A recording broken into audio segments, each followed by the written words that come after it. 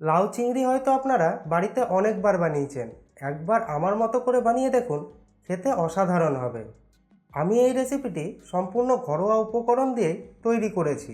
এই ভিডিওটি আপনারা সম্পূর্ণ দেখতে থাকুন।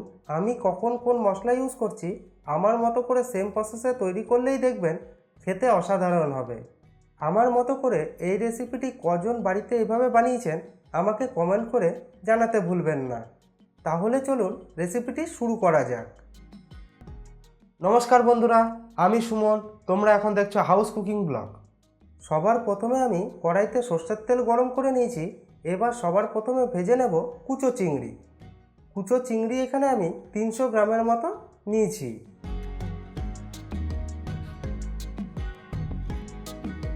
এর মধ্যে পরিমাণ মতো দিয়ে নেব লবণ, কিছুটা পরিমাণে হলুদ দিয়ে নেব।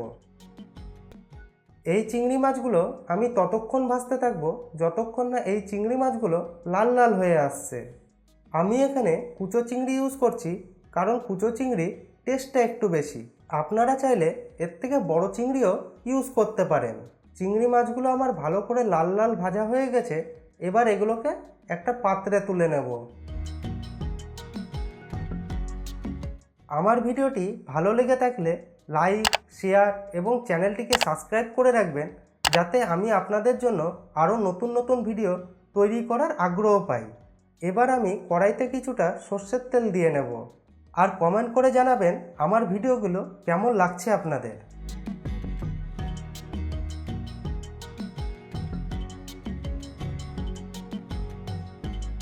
এবার আমি তেলের মধ্যে ফোড়ন দিয়ে নেব। তার জন্য দিয়ে নেব দুটো গোটা শুকনো লঙ্কা আর কিছুটা 5 ফোড়ন দিয়ে নেব। এবার এগুলোকে 5 থেকে 10 সেকেন্ড ভালোভাবে ভেজে নেব। এবার আমি এর মধ্যে দিয়ে নেব কিছুটা আমি আদা, কাঁচা লঙ্কা, জিরে বেটে রেখেছিলাম, সেটাকে আমি এখানে 2 চামচের মতো দিয়ে নিলাম।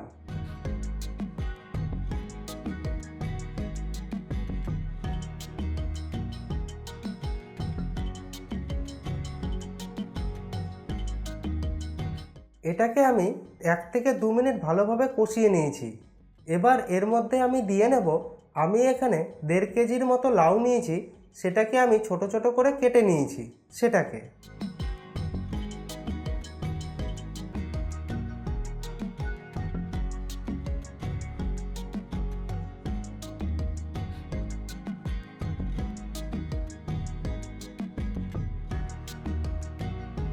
এবার এটাকে ঢাকা দিয়ে মোটামুটি 2 থেকে 3 মিনিট কষিয়ে নেব।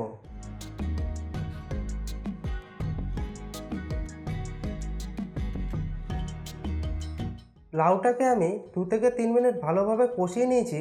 এর মধ্যে এখন দিয়ে নেব পরিমাণ মতো লবণ, যাতে লাউগুলো তাড়াতাড়ি গলে যায়। এর মধ্যে স্বাদ মতো দিয়ে নেব চিনি, হাফ চামচ দিয়ে নেব হলুদ। এর মধ্যে দিয়ে নেব কয়েকটা চেরা কাঁচা লঙ্কা।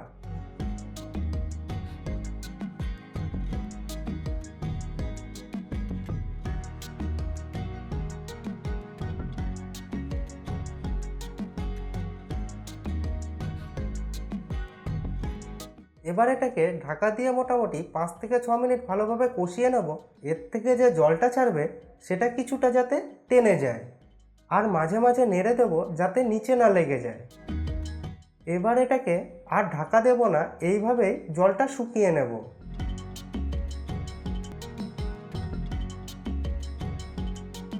আমার দেখুন লাউ থেকে যে জলটা ছেড়েছিল সেটা প্রায় শুকিয়ে গেছে। এবার এই অবস্থাতেই এর মধ্যে দিয়ে নেব আমি যে ভেজে রেখেছিলাম কুচো চিংড়ি সেগুলোকে।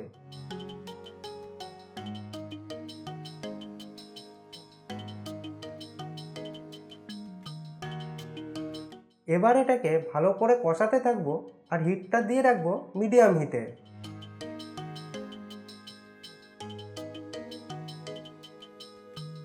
জলটা দেখুন শুকিয়ে গেছে প্রায়।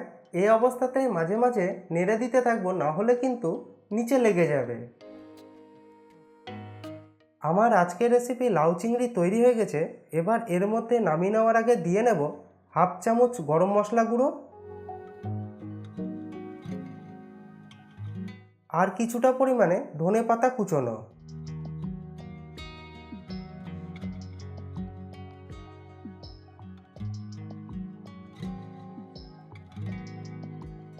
আমি কিন্তু এখানে কোনো এক্সট্রা জল ইউজ করিনি। লাউ থেকে যে জলটা বেরিয়েছিল সেই জলটা দিয়েই সম্পূর্ণ রান্নাটা কমপ্লিট করেছি।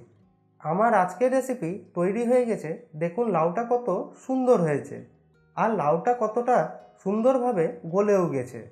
এবার আমি গ্যাসের ফ্লেমটা অফ করে দেব। আমার পুরো ভিডিওটি দেখার জন্য আপনাদেরকে অসংখ্য ধন্যবাদ।